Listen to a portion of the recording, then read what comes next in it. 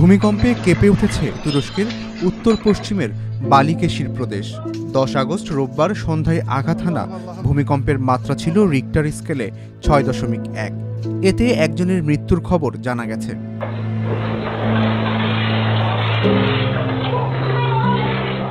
দেশটির স্বরাষ্ট্রমন্ত্রী আলী ইয়েরলিকায়া জানান, দেশটির সিন্দিরগি শহরে ছিল ভূমিকম্পের কেন্দ্রস্থল। ওই শহরে 81 বছর বয়সী একজন নারী নিহত হয়েছেন। তিনি ধ্বংসস্তূপের নিচে চাপা পড়েছিলেন। স্বরাষ্ট্রমন্ত্রী আরও জানিয়েছেন, ভূমিকম্পে ওই অঞ্চলের 16টি ভবন ধসে পড়েছে।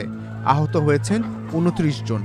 তুরস্কের দুর্যোগ ব্যবস্থাপনা কর্তৃপক্ষ এএফএডির বরাত দিয়ে রয়টার্স জানিয়েছে, স্থানীয় সময় সন্ধ্যা 7:53 দিকে হওয়া ভূমিকম্পটির তুরস্কের বৃহত্তম শহর ইস্তাম্বুল সহ কয়েকটি প্রদেশে অনুভূত হয়েছে।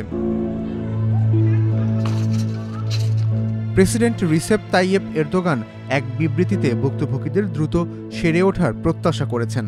সেই সঙ্গে উদ্ধার কার্যক্রম গভীরভাবে পর্যবেক্ষণ করা হচ্ছে বলেও জানান তিনি। এক্স পোস্টে এরদোয়ান লেখেন, খোদা আমাদের দেশকে যে কোনো দুর্যোগ থেকে রক্ষা করুন।